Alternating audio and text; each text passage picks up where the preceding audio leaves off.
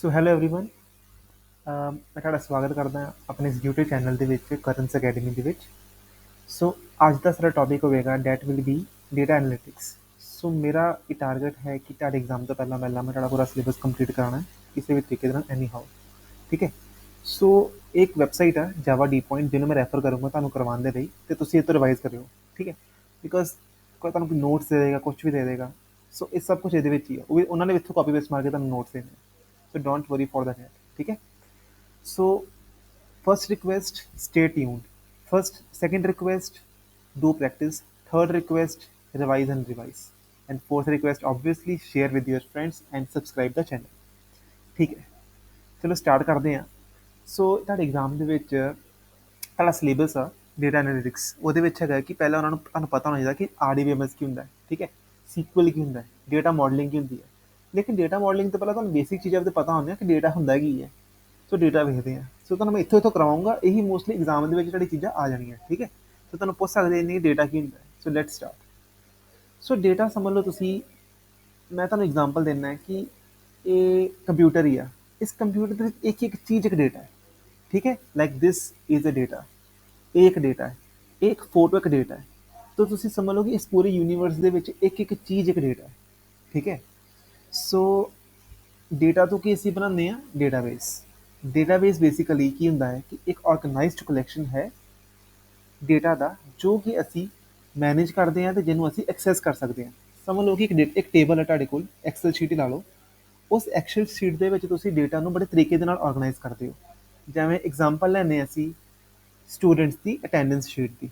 ਸੋ attendance ਦੇ ਵਿੱਚ ਕੀ ਹੋਏਗਾ ਕਿ ਅਸੀਂ ਐਡ ਕਰ ਦਿੰਦੇ ਹਾਂ ਉਹਦਾ ਨਾਮ, ਉਹਦਾ ਰੋਲ ਨੰਬਰ, ਕਿ ਉਹ ਇਸ ਤਰੀਕ ਨੂੰ ਪ੍ਰੈਜ਼ੈਂਟ ਸੀ, ਕਿ ਉਹਦੀ ਫੀਸ ਆਈ ਕਿ ਨਹੀਂ ਆਈ। ਸੋ ਇੱਕ ਤਰ੍ਹਾਂ ਦਾ ਕੀ ਇੱਕ ਡੇਟਾਬੇਸ ਹੀ ਆ।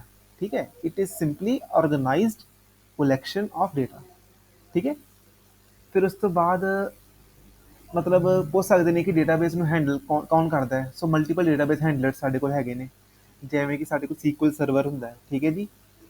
ਸੀ ਬੇਸ ਆ। ਹਾਂ, ਇਹ ਬਹੁਤ ਇੰਪੋਰਟੈਂਟ ਟੌਪਿਕ ਆ। ਇਹ ਤੁਹਾਨੂੰ ਪੁੱਛਣਗੇ ਐਗਜ਼ਾਮ ਦੇ ਵਿੱਚ ਇਸ ਤਰ੍ਹਾਂ ਆਏਗਾ ਕਿ ਇਹਨਾਂ ਵਿੱਚੋਂ ਕਿਹਦਾ ਡੇਟਾਬੇਸ ਨਹੀਂ ਹੈਗਾ।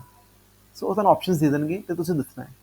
ਸੋ ਕਿਹੜਾ ਡੇਟਾਬੇਸ ਹੈਗਾ। ਮਾਈ ਸੀਕੁਅਲ ਇੱਕ ਡੇਟਾਬੇਸ ਸਾਡੇ ਕੋਲ ਹੈਗਾ, ਸੀ ਬੇਸ ਹੈਗਾ, ਔਰੈਕਲ ਹੈਗਾ, ਮੋਂਗੋਡੀਬੀ ਹੈਗਾ, ਇਨਫੋਰਮਿਕਸ ਹੈਗਾ। ਠੀਕ ਹੈ।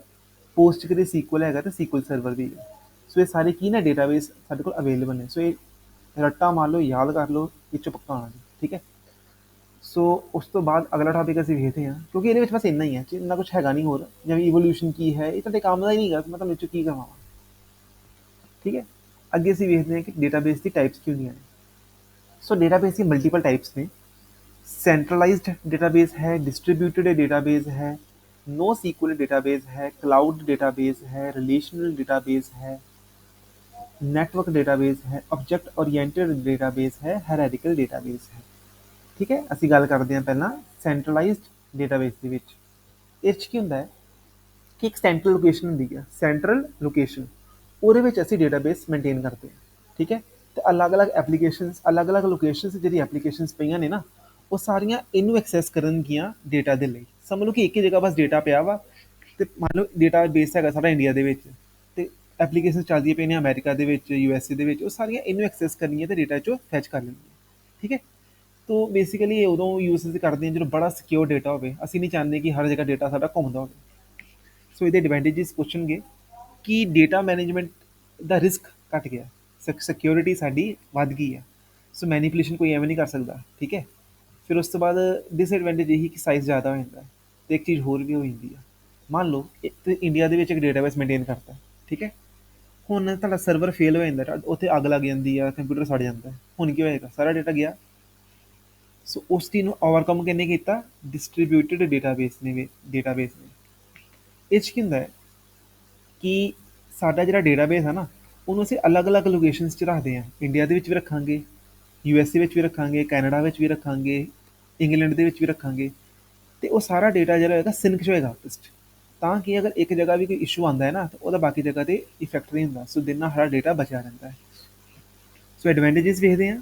ਐਡਵਾਂਟੇਜਸ ਇਹੀ ਨੇ, ਸਰਵਰ ਫੇਲ ਹੋਣ 'ਤੇ ਕੋਈ ਇਸ਼ੂ ਨਹੀਂ ਆਉਂਦਾ ਅਤੇ ਅੱਜ ਕੱਲ੍ਹ ਮੋਸਟਲੀ ਪਾਪੂਲਰ ਡਿਵੈਲਪਮੈਂਟ ਕਿਹਦੇ ਨਾਲ ਹੁੰਦੀ ਹੈ, ਡਿਸਟਰੀਬਿਊਟਿਡ ਸਿਸਟਮ ਦੇ ਹੀ ਨਾਲ। ਠੀਕ ਹੈ। ਅਗਲਾ ਵੇਖਦੇ ਹਾਂ ਅਸੀਂ relational database management system. Very very important. ਅੱਜ ਕੱਲ੍ਹ ਹਰ ਚੀਜ਼ RDBMS ਦੀ ਹੈ। ਠੀਕ ਹੈ। ਇਹ 'ਚ ਡੇਟਾ ਅਸੀਂ ਕਿਸ ਫਾਰਮ 'ਚ ਸੇਵ ਕਰਦੇ ਹਾਂ, ਰੋਜ਼ ਦੀ ਫਾਰਮ ਦੇ ਵਿੱਚ ਤੇ ਕਾਲਮ ਦੀ ਫਾਰਮ ਦੇ ਵਿੱਚ। ਸੋ ਅੱਗੇ ਕੁਛ ਟਰਮਸ ਨੇ, what is a tuple, what is a attribute, ਇਹ ਟੌਪਿਕ ਤੁਹਾਨੂੰ ਮੈਂ ਅੱਗੇ ਕਰਵਾਊਂਗਾ, ਠੀਕ ਹੈ, don't worry. What is a relation, ਹੈ ਨਾ, ਇਹ ਸਭ ਕੁਛ ਕਰਵਾਊਂਗਾ ਤੁਹਾਨੂੰ ਮੈਂ।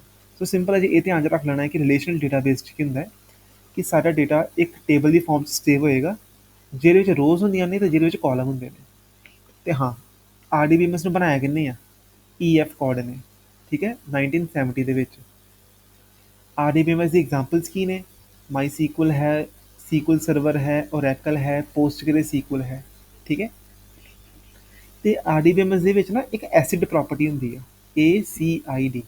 A ਦਾ ਮਤਲਬ ਹੁੰਦਾ ਹੈ ਅਟੋਮਿਸਿਟੀ, C ਦਾ ਮਤਲਬ ਹੁੰਦਾ ਹੈ ਕੰਸਿਸਟੈਂਸੀ, I ਦਾ ਮਤਲਬ ਹੁੰਦਾ ਹੈ ਆਈਸੋਲੇਸ਼ਨ, D ਦਾ ਮਤਲਬ ਹੁੰਦਾ ਹੈ ਡਿਊਰੇਬਿਲਿਟੀ। ਸੋ ਐਟੋਮਿਸਿਟੀ ਦਾ ਵੇਖਦੇ ਹਾਂ, ਮਤਲਬ ਐਟੋਮਿਸਿਟੀ ਇਹ ਕਹਿੰਦਾ ਹੈ ਕਿ ਮੰਨ ਲਓ ਤੁਸੀਂ ਬੈਂਕ 'ਚ ਪੈਸੇ ਕਢਾਉਂਦੇ ਪਏ ਹੋ, ਠੀਕ ਹੈ, ਐਗਜ਼ਾਮਪਲ ਦਿੰਦਾ ਐਟੋਮਿਸਿਟੀ ਦੀ। ਤੇ ਤੁਸੀਂ ਪੈਸੇ ਆਪਸ਼ਨ ਪਾਈ ਕਿ ਮੈਂ 10,000 ਰੁਪਏ ਕਢਾਉਣਾ ਹੈ, ਤੁਸੀਂ ਓਕੇ ਤੇ ਕਲਿੱਕ ਕਰਤਾ। ਹੁਣ ਪੈਸੇ ਨਿਕਲੇ ਨਹੀਂ, ਠੀਕ ਹੈ, ਲੇਕਿਨ ਮਸ਼ੀਨ ਖਰਾਬ ਹੋ ਗਈ ਇੰਨੇ।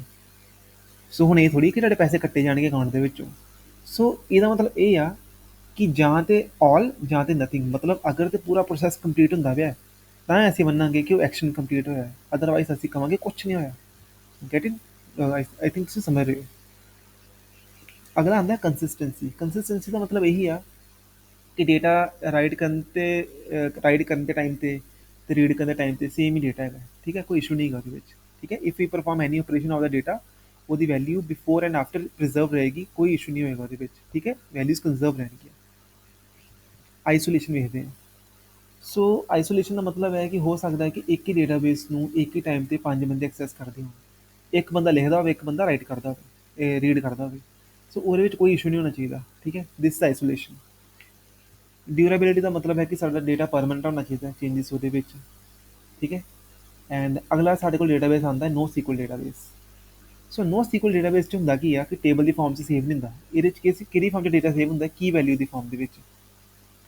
ਲੇਕਿਨ ਅੱਜ ਕੱਲ੍ਹ ਮਾਡਰਨ ਡੇਟਾਬੇਸਿਸ ਆ ਗਏ ਨੇ, ਗ੍ਰਾਫ ਡੇਟਾਬੇਸ ਵੀ ਹੁੰਦਾ ਹੈ, ਵਾਈਡ ਕਾਲਮ ਸਟੋਰਸ ਵੀ ਹੁੰਦੇ ਨੇ, ਤੇ ਡਾਕੂਮੈਂਟ ਓਰੀਐਂਟਡ ਡੇਟਾਬੇਸਿਸ ਵੀ ਨੇ। ਤੇ ਤੁਸੀਂ ਸਿਰਫ ਇਹਨੂੰ ਯਾਦ ਕਰਨਾ, ਕੀ ਵੈਲਿਊ ਕੀ ਹੁੰਦੀ ਹੈ, ਮਤਲਬ ਇੱਕ ਜੇਸਨ ਦੀ ਫਾਰਮ 'ਚ ਡੇਟਾ ਸੇਵ ਹੋਏਗਾ, ਬਸ ਇਹ ਮਾਈਂਡ 'ਚ ਰੱਖਣਾ, ਠੀਕ ਹੈ। ਐਡਵਾਂਟੇजेस ਕੀ ਨੇ? ਹਾਈ ਸਕੇਲੇਬਿਲਿਟੀ ਹੈ, ਗੁੱਡ ਪ੍ਰੋਡਕਟਿਵਿਟੀ ਹੈ, ਠੀਕ ਹੈ। ਇੰਨਾ ਬੜਾ ਲਾਰਜ ਟਾਈਪ ਆਫ ਡੇਟਾ ਨੂੰ ਐਕਸੈਸ ਕਰਨਾ ਵੀ ਉਦੋਂ ਅਸੀਂ ਯੂਜ਼ ਕਰਦੇ ਸੀ, ਇਹ ਉਦੋਂ ਯੂਜ਼ ਕਰੀਦਾ ਜਦੋਂ ਆਪਾਂ ਸ਼ੋਰ ਨਾ ਗਏ ਕਿ ਸਾਡਾ ਡੇਟਾਬੇਸ ਦਾ ਸਟਰਕਚਰ ਕਿਹੋ ਜਿਹਾ ਹੋਏਗਾ, ਠੀਕ ਹੈ। ਕਲਾਊਡ ਡੇਟਾਬੇਸ ਕੀ ਹੁੰਦਾ ਹੈ? ਕਲਾਊਡ ਡੇਟਾਬੇਸ ਦਾ ਮਤਲਬ ਇਹੀ ਹੈ ਕਿ ਅਸੀਂ ਕਲਾਊਡ ਵਿੱਚ ਡੇਟਾ ਸੇਵ ਕਰਨਾ ਹੈ, ਠੀਕ ਹੈ। ਜਿਵੇਂ AWS ਲਾ ਲਓ, ਦੈਨ Azure ਲਾ ਲਓ, ਗੂਗਲ ਕਲਾਊਡ SQL ਲਾ ਲਓ, ਐਗਜ਼ਾਮਪਲ ਆ। ਫਿਰ ਸਾਡੇ ਕੋਲ ਆਉਂਦਾ ਆਬਜੈਕਟ ਓਰੀਐਂਟਡ ਡੇਟਾਬੇਸ। ਇਹ 'ਚ ਕੀ ਹੁੰਦਾ ਹੈ ਜੀ, ਅਸੀਂ object based data model approach use ਕਰਦੇ ਹਾਂ ਡੇਟਾ ਨੂੰ ਸੇਵ ਕਰਨ ਦੇ ਲਈ। ਤੇ ਇਹ ਅਸੀਂ ਮੋਸਟਲੀ ਯੂਜ਼ ਕਰਦੇ ਹਾਂ ਕਿਹਦੇ ਵਿੱਚ? ਆਬਜੈਕਟ ਓਰੀਐਂਟਡ ਪ੍ਰੋਗਰਾਮਿੰਗ ਲੈਂਗੁਏਜਸ ਦੇ ਵਿੱਚ। Hierarchical database very very important, ਇਹ ਤੁਹਾਡੇ ਸਿਲੇਬਸ 'ਚ ਹੈਗਾ ਵਾ ਕਿ what is the difference between hierarchical database and relational database. So ਸਮਝ ਲਓ ਇੱਥੇ ਹੀ ਕੰਮ ਹੀ ਆਊਗਾ ਤੁਹਾਡੇ। ਸੋ ਹਾਇਰਾਰਕੀਕਲ ਡੇਟਾਬੇਸ ਇਹ ਕਹਿੰਦਾ ਹੈ ਕਿ ਇਹਦੇ ਵਿੱਚ ਇੱਕ ਰੂਟ ਹੁੰਦੀ ਆ ਤੇ ਉਹਦੇ ਅੰਦਰ ਮਲਟੀਪਲ ਲੈਵਲਸ ਹੁੰਦੇ ਨੇ, ਮਤਲਬ ਇੱਕ ਟਰੀ ਟਾਈਪ ਦਾ ਸਟਰਕਚਰ ਆ। ਸੋ ਸਿੰਪਲ ਪਹਿਲਾ ਪੁਆਇੰਟ क्या आंदा है? It's a parent child relationship is there and it's a tree like structure, ठीक है। एंड डेटा सेव ਜਿਹੜਾ ਕਨੈਕਟ ਹੁੰਦਾ ਹੈ ਉਹ ਲਿੰਕਸ ਦੇ ਨਾਲ ਇੱਕ ਦੂਸਰੇ ਦੇ ਨਾਲ ਕਨੈਕਟ ਹੁੰਦਾ, ਜਿਵੇਂ ਇਹਦੇ ਨਾਲ ਕਿਵੇਂ ਲਿੰਕਡ ਆ ਬਾਈ ਦਾ ਪੇਰੈਂਟ। ਸੋ ਇਸ ਤਰ੍ਹਾਂ ਹੋਏਗਾ, ਠੀਕ ਹੈ। ਫਿਰ ਸਾਡੇ ਕੋਲ ਆਉਂਦਾ ਹੈ ਨੈਟਵਰਕ ਡੇਟਾਬੇਸਿਸ ਕੀ ਨੇ? ਨੈਟਵਰਕ ਡੇਟਾਬੇਸਿਸ 'ਚ ਸਿੰਪਲ ਇਹੀ ਹੈ ਕਿ ਡੇਟਾ ਜਿਹੜੇ ਡਿਫਰੈਂਟ ਡੇਟਾ ਹੈਗਾ ਉਹ ਨੋਡ ਦੀ ਫਾਰਮ 'ਚ ਕਨੈਕਟਡ ਆਪਸ ਦੇ ਵਿੱਚ ਲਿੰਕਸ ਦੀ ਮਦਦ ਦੇ ਨਾਲ। ਦੈਨ ਪਰਸਨਲ ਡੇਟਾਬੇਸ ਇਹੀ ਹੈ ਤੁਹਾਡਾ ਆਪਣਾ ਪਰਸਨਲ, ਤੁਹਾਡੇ ਸਿਸਟਮ ਦਾ ਆਪਣਾ, ਨਥਿੰਗ ਐਲਸ। ਸੋ ਇਹ ਇੰਪੋਰਟੈਂਟ ਨਹੀਂ ਗਾ। ਸੋ ਇੰਪੋਰਟੈਂਟ ਕੀ ਹੈ ਤੁਹਾਡੇ ਲਈ? What is a hierarchical relational database, what is a NoSQL database, what is a relational database, and what is a distributed database and centralized database, ठीक है। आई होप ਤੁਹਾਨੂੰ ਸਮਝ ਆ ਰਹੀ ਹੋਏਗੀ ਤਰੀਕੇ ਦੇ ਨਾਲ, ਠੀਕ ਹੈ। ਸੋ ਅਗਲਾ ਟੌਪਿਕ ਸਾਡਾ ਆਏਗਾ ਕਿ RDBMS ਕੀ ਹੁੰਦਾ ਹੈ। ਸੋ RDBMS ਮੈਂ ਤੁਹਾਨੂੰ ਦੱਸਦਾ ਕਿ RDBMS ਨੂੰ ਬਣਾਇਆ ਕਿੰਨੇ ਆ? EF ਕੋਡ ਨੇ ਬਣਾਇਆ ਸੀ 1970 ਦੇ ਵਿੱਚ। RDBMS ਦੀ ਫੁੱਲ ਫਾਰਮ ਕੀ ਹੈ? Relational database management system. Examples SQL, MS SQL server, IBM D2, Oracle, MySQL, Microsoft Access, and एक ਹੋਰ ਲਿਖ ਲਓ PostgreSQL। ਇਹਦੇ ਵਿੱਚ RDBMS 'ਚ ਹੁਣ ਤੁਹਾਨੂੰ ਦੱਸਦਾ ਕਿ ਟਪਲ ਕੀ ਹੁੰਦੀ ਆ, ਐਟਰੀਬਿਊਟ ਕੀ ਹੁੰਦੇ ਨੇ। ਟਪਲ ਦਾ ਮਤਲਬ ਹੈ ਇੱਕ ਰੋ।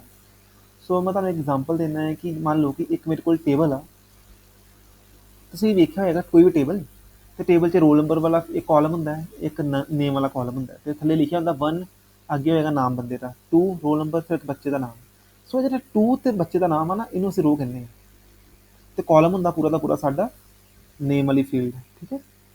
ਸੋ history no need to this, ਹਾਂ ਇਹਦੇ ਵਿੱਚ ਦੱਸਦਾ। ਸੋ ਇਹ ਕੀ ਆ, ਪੂਰੀ ਦੀ ਪੂਰੀ ਲਾਈਨ, ਇਹ ਸਾਡੀ ਲਾਈਨ ਹੈਗੀ ਆ ਟਪਲ, ਤੇ ਇਹ ਕੀ ਆ ਕਾਲਮ ਆ, ਤੇ ਇਹਨੂੰ ਅਸੀਂ ਐਟਰੀਬਿਊਟ ਵੀ ਕਹਿ ਦਿੰਦੇ ਹਾਂ, ਤੇ ਪੂਰੀ ਦੀ ਪੂਰੀ ਨੂੰ ਅਸੀਂ ਐਂਟੀਟੀ ਕਹਿ ਦਿੰਦੇ ਹਾਂ। ਹਰ ਐਂਟੀਟੀ ਦਾ ਆਪਣਾ ਐਟਰੀਬਿਊਟਸ ਹੁੰਦੇ ਨੇ, ਠੀਕ ਹੈ। ਸੋ ਇਸ 'ਚ ਤੁਸੀਂ ਵੇਖ ਸਕਦੇ ਹੋ ਕਿ ਪ੍ਰਾਇਮਰੀ ਕੀ ਦੱਸੀ ਹੈ, ਕਿ ਦਿਸ ਇਜ਼ ਦਾ ਪ੍ਰਾਇਮਰੀ ਕੀ, ਤੁਹਾਡੇ ਸਿਲੇਬਸ ਦਾ ਪਾਰਟ ਹੈ। ਦੈਨ ਤੁਹਾਡੇ ਸਿਲੇਬਸ 'ਚ ਇਹ ਵੀ ਹੈਗਾ ਕਿ what is the function foreign key, so ਅਸੀਂ ਕਰਾਂਗੇ। ਸੋ ਇੱਥੇ ਅਸੀਂ ਇੱਥੇ ਫੋਕਸ ਕਰੋ ਕਿ what is the tuple, tuple means basically rows, records, ਠੀਕ ਹੈ। And these are the different columns, ਜਿਵੇਂ ਸੈਲਰੀ ਕਾਲਮ ਆ, ਪੋਸਟ ਇੱਕ ਕਾਲਮ ਆ, ਈ ਨੇਮ ਇੱਕ ਕਾਲਮ ਆ, ਇੰਪਲੋਈ ਆਈਡੀ ਕਾਲਮ ਆ।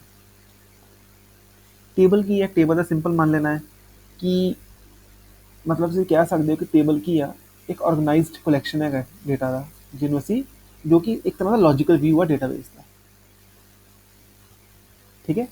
ਸੋ ਇੱਕ ਟੇਬਲ ਹੈਗਾ, ਵਟ ਇਜ਼ ਅ ਰੋ, ਰੋ ਨੂੰ ਅਸੀਂ ਰਿਕਾਰਡ ਵੀ ਕਹਿੰਦੇ ਹਾਂ। ਸੋ ਇਹ ਪੂਰਾ ਦਾ ਪੂਰਾ ਇਹ ਕੀ ਹੈ, ਇੱਕ ਰੋ ਹੈਗੀ ਆ, ਤੇ ਆਹ ਪੂਰਾ ਦਾ ਪੂਰਾ ਕੀ ਆ, ਇੱਕ ਕਾਲਮ, ਜਿਹਨੂੰ ਅਸੀਂ ਐਟਰੀਬਿਊਟ ਵੀ ਕਹਿ ਦਿੰਦੇ ਹਾਂ।